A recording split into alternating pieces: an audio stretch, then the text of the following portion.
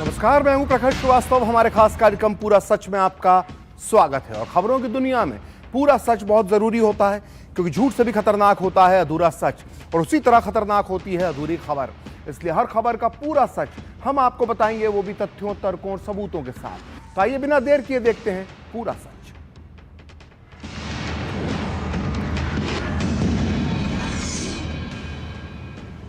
तो इतिहास गवाह है कि दुनिया का हर युद्ध सवाल के साथ शुरू होता है और सवालों के बीच लड़ा जाता है और सवालों के साथ खत्म होता है।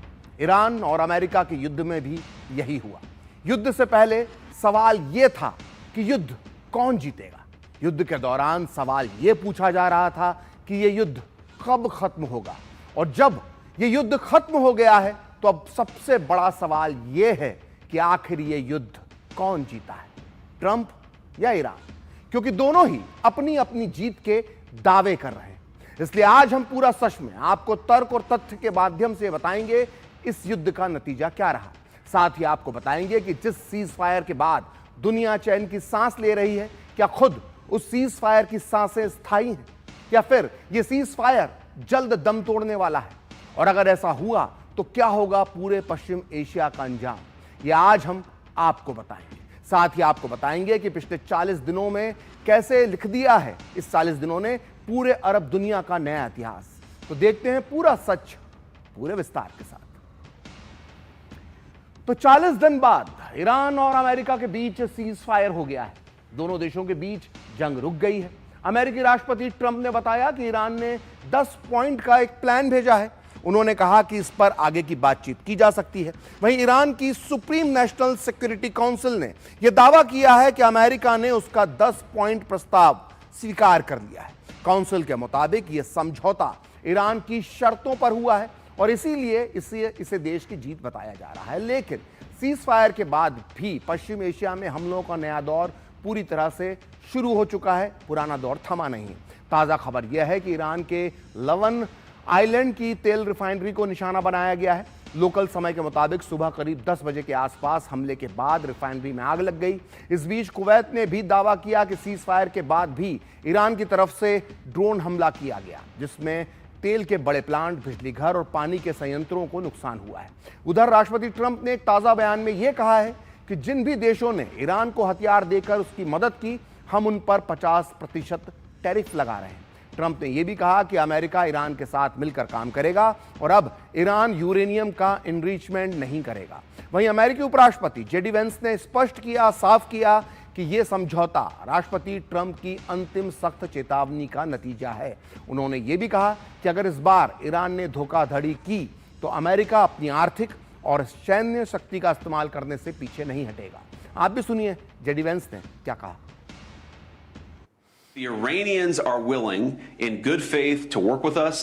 I think we can make an agreement. If they're going to lie, if they're going to cheat, if they're going to try to prevent even the fragile truce that we've set up from taking place, then they're not going to be happy. Because what the president has also shown is that we still have clear military, diplomatic, and maybe most importantly, we have extraordinary economic leverage. So the president has told us not to use those tools. He's told us to come to the negotiating table. But if the Iranians don't do the exact same thing, they're going to find out that the president of the United States is not one to mess around. तो जहां Trump और उनके साथी इसे अपनी पूर्ण विजय बता रहे हैं, क्योंकि ईरान झुककर होर्मुज स्ट्रेट का रास्ता खोलने पर राजी हुआ है, ऐसा अमेरिका का कहना है। वहीं ईरानी सरकार और सरकारी मीडिया अमेरिका के साथ हुए समझौते को अपनी बड़ी जीत के रूप में पेश कर रहे हैं, क्योंकि अमेरिका उसके 10 सूत्रीय एजेंडे पर चर्चा के लिए तैयार हो गया, जिन पर 10 अप्रैल को दोनों पक्ष विस्तार से बातचीत करने वाले हैं। तो आइए आपको बताते हैं कि ईरान के वो 10 पॉइंट का प्रस्ताव क्या है जिस पर आगे की बातचीत होनी है। तो इस प्रस्ताव में ईरान की उन मांगों का जिक्र है जो युद्ध विराम से कहीं ज्यादा है। तो ईरान ने अमेरिका और इजराइल के सभी सैन्य हमलों यानी युद्ध को हमेशा के लिए खत्म करने की मांग रखी है। ईरान चाहता है कि अमेरिका और उसके सहयोगी ये गारंटी दें कि भविष्य में उसकी जमीन पर कोई भी हमला नहीं होगा।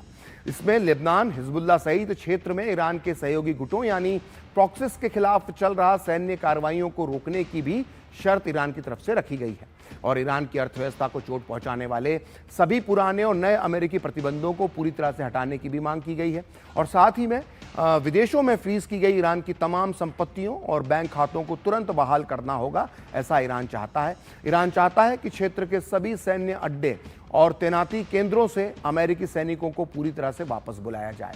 बदले में ईरान होर्मुज के महत्वपूर्ण तेल मार्ग को अंतर्राष्ट्रीय जहाजों को फिर से खोलने के लिए तैयार है, लेकिन यह ईरानी सेना के समन्वय से होगा। ईरान का कहना है कि वो युद्ध के नुकसान के लिए सीधा मुआवजा मांगने के बदले जहाजों से वसूले गए टोल टैक्स का इस्तेमाल युद्ध में तबाह हुए अपने बुनियादी ढांचे को फिर से बनाने के लिए करेगा।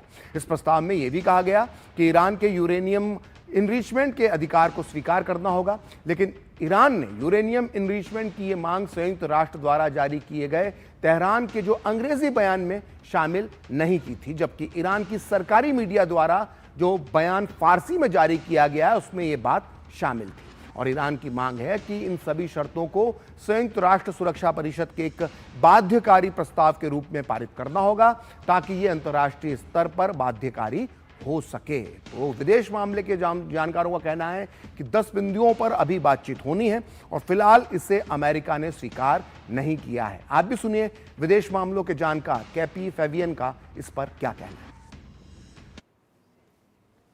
प्रेसिडेंट ट्रम्प ने खुद कहा कि उन्होंने वो ईरान का 10 पॉइंट प्लान देखा, उसके आधार पर और बातचीत कर सकता है। इसका मतलब नहीं है कि प्रेसिडेंट ट्रम्प ने सारा 10 पॉइंट प्लान स्वीकार किया है, नहीं, लेकिन उसके आधार पर बातचीत हो सकता है।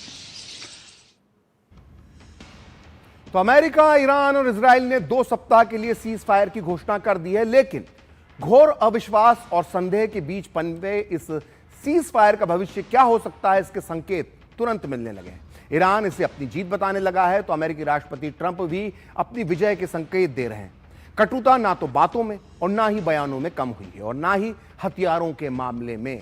अब भी पश्चिम एशिया में रह रहकर हमले हो रहे हैं और ऐसे में बड़ा सवाल है कि आखिर ये सीज फायर कितने दिन तक टिकेगा और अगर ये टूटा तो इसकी बड़ी वजह क्या होगी। ये समझने के लिए हमने पूरी दुनिया भर के जानकारों के बयान पढ़े, इससे जुड़ी मीडिया रिपोर्ट्स पढ़ी और उसके आधार पर हमने वो 10 पॉइंट तैयार किए हैं आपके लिए, जिनमें से एक भी इस सीज फायर का दी एंड कर सकता है। आइए समझते हैं वो 10 बिंदु क्या हैं। तो देखिए, पहली वजह जो है वो है ईरान के कड़े तेवर बरकरार हैं।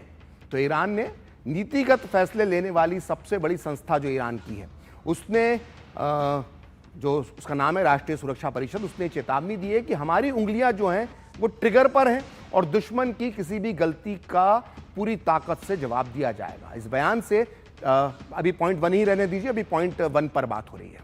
तो इस जो बात जो हम इस पर कर रहे हैं कि ईरान ने कहा हमारी उंगलियां ट्रिगर पर हैं, तो इस बयान से ईरान ने साफ कर दिया है कि अगर किसी भी तरफ से भड़काने वाली कोई भी कार्रवाई होती है तो इस बार ईरान अपनी तरफ से जंग छेड़ देगा। तो अब बात करते हैं दूसरी वजह की, और दूसरी वजह है और कि ट्रंप का भरोसा करना मुश्किल है, यानी ट्रंप पर भरोसा करना आसान नहीं है। तो युद्ध के पूरे 40 दिन तक ट्रंप ने जिस तरह से रोज बदल कर नए नए बयान दिए हैं, उससे ट्रंप पर बहुत जल्द भरोसा नहीं किया जा सकता है, ना ज्यादा भरोसा किया जा सकता है। ट्रंप के तेवर दिन में 2-2 बार बदलते हैं और इतना ही नहीं, कई लोग जानते हैं कि हो सकता है कि राष्ट्रपति ट्रंप ने दबाव में आकर कुछ समय के लिए सीज फायर का फैसला ले लिया हो, लेकिन वो 14 दिन के इंटरवल के बाद किसी बड़े प्लान को अंजाम दे सकते हैं। वो इन 14 दिन का इस्तेमाल अपनी तैयारियों के लिए भी कर सकते हैं। तो अब बात करते हैं तीसरी वजह की, जो है ईरान के परमाणु कार्यक्रम पर शक। तो ईरान के परमाणु कार्यक्रम पर सीज फायर में अभी इस पर कोई अंतिम सहमति नहीं बनी है।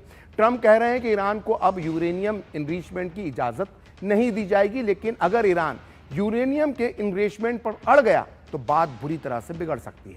वैसे भी ईरान के परमाणु कार्यक्रम को अमेरिका और इजराइल हमेशा शक की नजर से देखते हैं। आगे वो शक नहीं करेंगे, इसकी गारंटी कोई नहीं ले सकता, यानी परमाणु कार्यक्रम पर यह डील टूट सकती है। और अब बात करते हैं चौथी वजह की। तो लेबनान पर इजराइल के हमले जारी हैं। दरअसल इजराइल ने सीज फायर के बाद भी लेबनान में हिजबुल्लाह के ठिकानों पर हमले जारी रखे। इजराइल ने साफ कहा है कि वो 2 हफ्ते के सीज फायर में हिजबुल्लाह इसमें शामिल नहीं है। इजराइल अपने उत्तरी इलाके को सुरक्षित रखने के लिए हिजबुल्लाह को पूरी तरह से खत्म करना चाहता है, लेकिन क्या ईरान ऐसा होने देगा? क्या वो इसे बर्दाश्त करेगा? इसलिए 5वीं वजह यह है कि ईरान और इजराइल में जंग छिड़ सकती है। ईरान हिजबुल्लाह को अपने संघर्ष का साथी मानता है। जाहिर है ईरान हिजबुल्लाह पर इजराइल के हमले बर्दाश्त नहीं करेगा। ईरान ने धमकी दी है कि अगर लेबनान में इजराइल ने एक्शन नहीं रोका तो वो तेल अवीव को निशाना बना सकता है, और अगर ऐसा हुआ तो ईरान और इजराइल के बीच फिर से युद्ध छिड़ जाएगा, यानी पीस डील का दी एंड। और अब छठी और महत्वपूर्ण वजह, क्या रुक जाएंगे ईरान के प्रॉक्सीज? तो ईरान के प्रॉक्सी ग्रुप्स जैसे हिजबुल्लाह, हूती और इराकी मिलिशिया अब भी एक्टिव हैं। इनके टारगेट अलग अलग हैं, लेकिन इनका आका एक है और वो है ईरान। मान लीजिए हिजबुल्लाह इजराइल और हूती सऊदी अरब में हमला कर देते हैं, तो क्या ये सीज फायर जिंदा रह पाएगा? अब बात करते हैं 7वीं वजह की, सऊदी अरब का अमेरिका पर दबाव। तो सऊदी अरब और इजराइल की दुश्मनी किसी से छुपी नहीं है। अपनी शर्तों पर सीज फायर करवाकर ईरान के हौसले बुलंदी पर हैं। अमेरिका के हटते ही वो अपने सबसे पुराने दुश्मन सऊदी अरब पर फोकस कर सकता है। ऐसे में सऊदी अरब कहीं ना कहीं अमेरिका पर यह प्रेशर बनाएगा और उसे पश्चिम एशिया में सक्रिय रखेगा। और अब 8वीं वजह, तो क्षेत्र में प्रभाव जमाने की होड़। तो इस युद्ध में ईरान को काफी नुकसान हुआ है, लेकिन फिर भी वो ताकतवर बनकर उभरा है। मुस्लिम दुनिया की जनता के बीच उसका दबदबा और सम्मान बढ़ा है, जिसकी वजह से पश्चिम एशिया के अन्य मुस्लिम देश भी प्रेशर में आ गए हैं। ईरान अगर पूरे पश्चिम एशिया का खलीफा बनने के ख्वाब देखने लगा है, तो जाहिर है कि शांति चंद दिनों तक ही टिकेगी। और अब 9वीं वजह, ईरान और अमेरिका की आक्रामक बयानबाजी। इस युद्ध को भड़काने में दोनों तरफ की आक्रामक बयानबाजी का बहुत बड़ा हाथ था। सीज फायर हो चुका है, लेकिन अगर जुबानी जंग की जारी बात करें तो वो जारी है, और पीस डील कभी भी ध्वस्त हो सकती है इस जुबानी जंग की वजह से।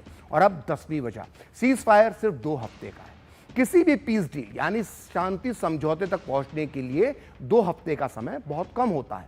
अगर 14 दिन में बात नहीं बनी तो पश्चिम एशिया में फिर से युद्ध छिड़ सकता है। इन 10 पॉइंट के आधार पर जानकारों का भी मानना है कि यह केवल युद्ध में एक ठहराव है, ना कि स्थायी शांति की शुरुआत, क्योंकि अमेरिकी सैनिक अब भी इस क्षेत्र में तैनात हैं और दोनों देशों के बीच गहरे मतभेद अभी भी सुलझे नहीं हैं। आप भी सुनिए अंतर्राष्ट्रीय मामलों की जानकार जेसिका जेनुआयर का क्या कहना है।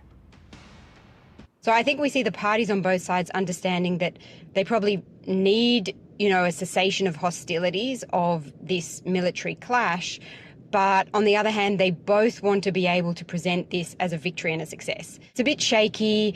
I think that this probably will lead to a cessation of hostilities, but it's unlikely to lead to a full agreement that really satisfies everything that, on the one hand, the Trump administration would like, and on the other hand, that the Iranian regime would like, because I think that the two sides just still sit too far apart. और जैसा कि डर था वही हुआ। Israel अब भी Hezbollah को खत्म करने की कसम पूरी करने पर अड़ा हुआ है। उसने सीज फायर के बाद भी लेबनान में हिजबुल्लाह के ठिकानों पर हमले किए हैं।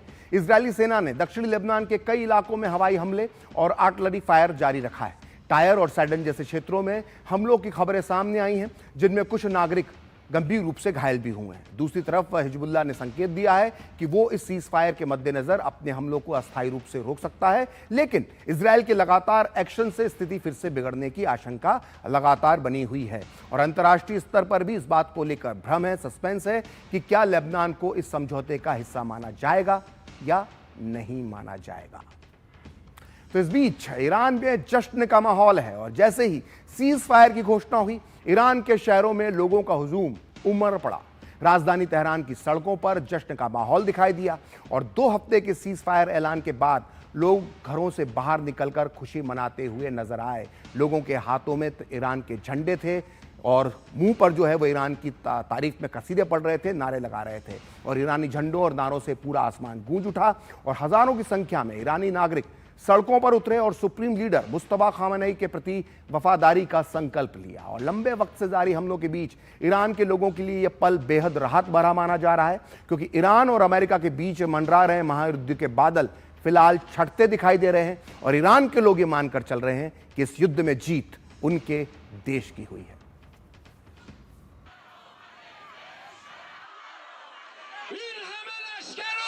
سیستم رو بس کردن گفتن آقا بذارید بیان بعضا صحبت کنن اولمون دیگه بیاد بگه آقا تضمینه سمعن و طاعتا ول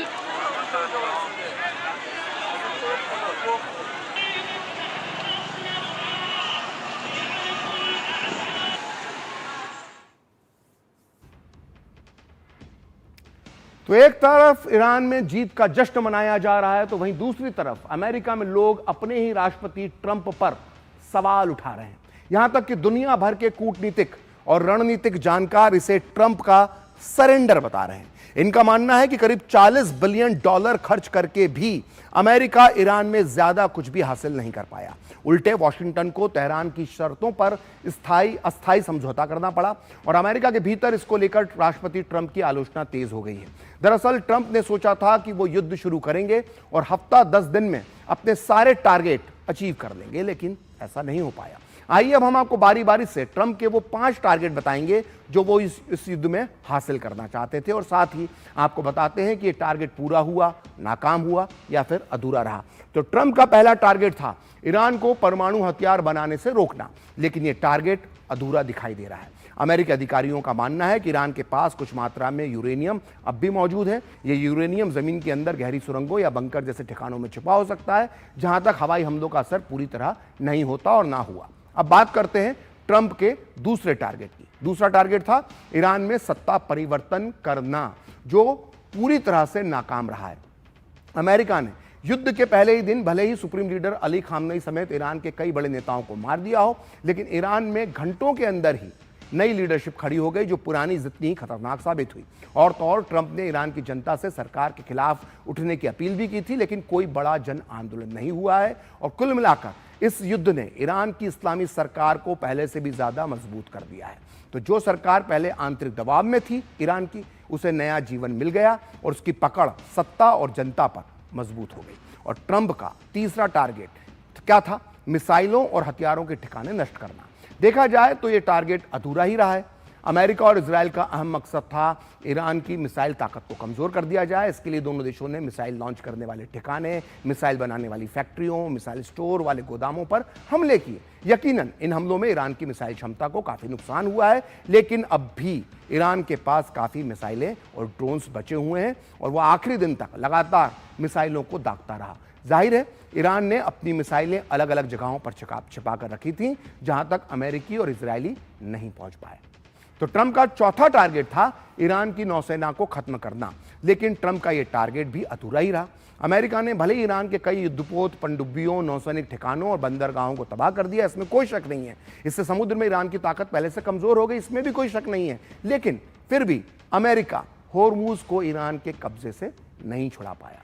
उल्टा अब ईरान अपने हिसाब से इस पूरे इलाके को कंट्रोल करने की स्थिति में पहुंच गया है। और ट्रंप का पांचवा टारगेट था ईरान समर्थित मिलिशिया यानी प्रॉक्सीज को कमजोर करना, जो नाकाम रहा है। अमेरिका और इजराइल चाहते थे कि ईरान जिन हथियारबंद ग्रुप्स को समर्थन देता है उन्हें कमजोर कर दिया जाए। इजराइल ने खास तौर से लेबनान में हिजबुल्लाह के ठिकानों पर हमले किए, अभी भी कर रहा है, लेकिन हिजबुल्लाह अब भी मैदान में डटा हुआ है। यहां तक कि यमन में मौजूद ईरान समर्थित विद्रोही गुट हूती भी इजराइल और अमेरिका को आंख दिखाते रहे हैं और आगे भी दिखाएंगे, ऐसा माना जा रहा है। तो पूरा सच में वक्त एक ब्रेक का, और ब्रेक के बाद बताएंगे वैश्विक तनाव में गिरावट के बाद भारतीय बाजार में आई मुस्कुराहट की क्या है वजह।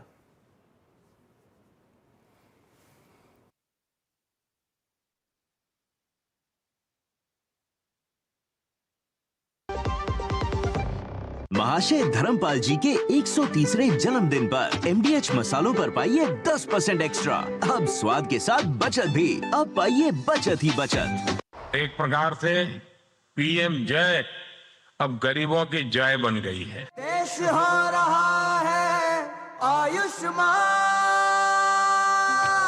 मुफ्त उपचार मिल रहा, अब कोई लाचार ना रहा, जन जन का हो रहा कल्याण। गरीबों की शान ये है स्वास्थ्य का वरदान।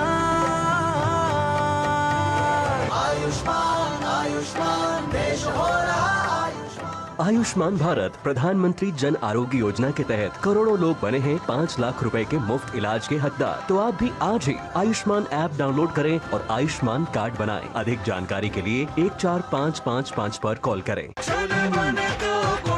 गोल्डी छोले मसाले, जहाँ जाएं रिश्ते बनाएं। गोल्डी लाए हैं फ्रेश लॉक टेक्नोलॉजी, जो रखे मसालों को हर समय फ्रेश। थिक थिक है, स्मूथ स्मूथ है, कौन सा है ये दही? आमूल मस्ती।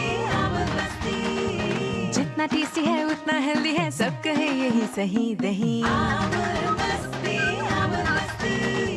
ऐसे ही खाया या डिश पकाया, जो भी बनाया उसको पचाया, सबसे बेस्ट ये दही। हेल्दी, टेस्टी और थिक दही, अमूल मस्ती दही, हर घर में घुल जाए, हर दिल में जम जाए, सबसे बेस्ट ये दही। जब धरती चीर कर निकलता है लोहे का पत्थर और मिलता है मोंगिया के जोश से, फिर तपता है, पिघलता है और बनता है फौलाद। अब होता है सरिया सारी खूबियों के साथ। मोंगिया स्टील, मजबूत देश का मजबूत सरिया। सिप सिप जीरा सिप, जीरा सिप, MDH का जलजीरा जीरा सिप। जीरा सिप, जीरा सिप, प्यास बुझाए, ठंडक लाए, सबको भाई जीरा सिप। MDH का जलजीरा जीरा सिप। जीरा सिप, असली रिफ्रेशिंग, असली स्वाद, असली मजा। MDH।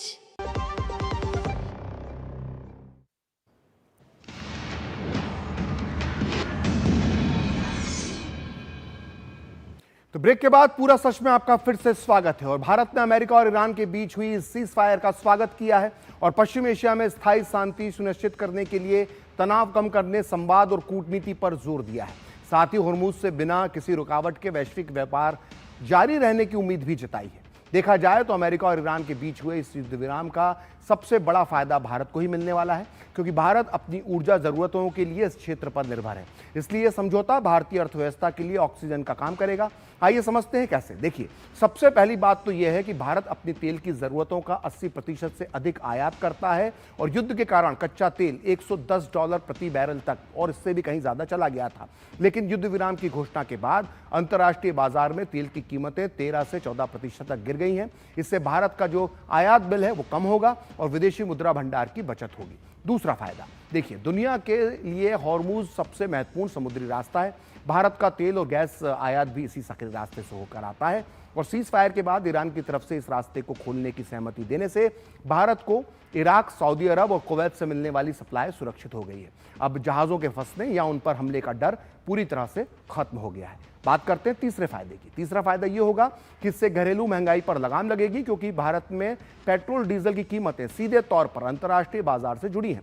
तेल सस्ता होने से माल ढुलाई की लागत कम होगी। इससे फल, सब्जियां और अन्य रोजमर्रा की जो चीजें हैं उनकी कीमतों में गिरावट आएगी, जिससे आम आदमी को महंगाई से बड़ी राहत मिलेगी। और चौथा फायदा भारत को रणनीतिक और कूटनीतिक मोर्चे पर भी होगा, क्योंकि भारत के ईरान, अमेरिका, इजराइल और खाड़ी के दूसरे देशों के साथ अच्छे संबंध हैं। और पांचवा फायदा यह है कि शेयर बाजार और रुपए में मजबूती आएगी, क्योंकि युद्ध की वजह से भारतीय शेयर बाजार में हाहाकार मचा था और भारतीय निवेशक पैसा निकाल रहे थे। लेकिन शांति की खबर से निवेशकों का भरोसा लौटा है और भारतीय रुपए के भी अब मजबूत होने की उम्मीद जगी है। और जानकारों का भी मानना है कि भारत के लिए विन विन की स्थिति है, क्योंकि अब भारत की आर्थिक विकास दर एक बार फिर से रफ्तार पकड़ सकती है। फिलहाल लेते हैं एक छोटा सा ब्रेक के बाद भी पूरा सच जारी रहेगा।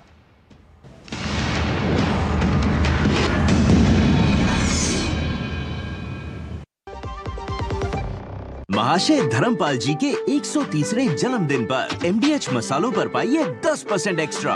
अब स्वाद के साथ बचत भी। अब पाइए बचत ही बचत।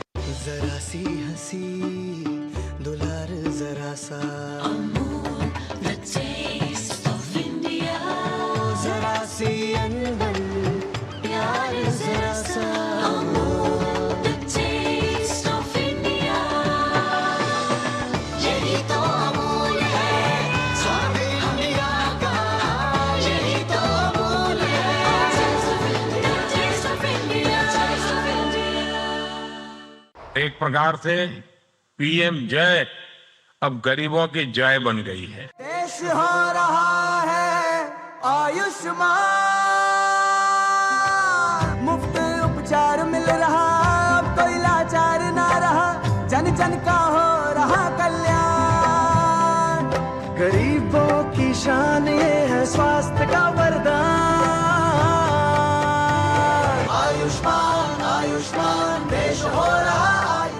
आयुष्मान भारत प्रधानमंत्री जन आरोग्य योजना के तहत करोड़ों लोग बने हैं 5 लाख रुपए के मुफ्त इलाज के हकदार। तो आप भी आज ही आयुष्मान ऐप डाउनलोड करें और आयुष्मान कार्ड बनाएं। अधिक जानकारी के लिए 14555 पर कॉल करें। गोल्डी छोले मसाले, जहाँ जाए रिश्ते बनाए। गोल्डी लाए हैं फ्रेश लॉक टेक्नोलॉजी, जो रखे मसालों को हर समय फ्रेश।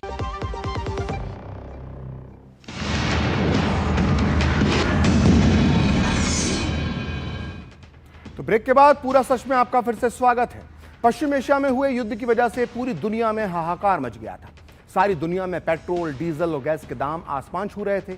एक महीने से भी कम समय में कच्चे तेल की कीमतों में लगभग 75% की वृद्धि हो चुकी थी। लेकिन इसके बाद भी भारत की तेल कंपनियां बिना कीमत बढ़ाए पेट्रोल और डीजल उसी कीमत में बेच रही थी जिस कीमत में पहले था।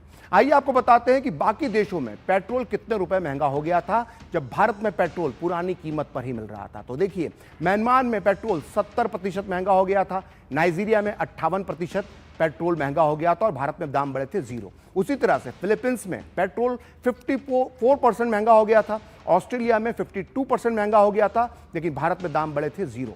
इसी तरह श्रीलंका में पेट्रोल 30% महंगा हो गया था, पाकिस्तान में 25% महंगा हो गया था, लेकिन भारत में दाम बढ़े 0। इसी तरह से अमेरिका में 30% पेट्रोल महंगा था, 25% कनाडा में महंगा था, लेकिन भारत में दाम बढ़े थे 0। और इसी तरह से यूरोपियन यूनियन में जो देश हैं उसमें 20% तक की वृद्धि हो गई थी, लेकिन हमारे देश भारत में 0% पेट्रोल और डीजल के दाम बढ़े। तो आज पूरा सच में इतना ही। मुझे और मेरी पूरी टीम को दीजिए अनुमति। नमस्कार।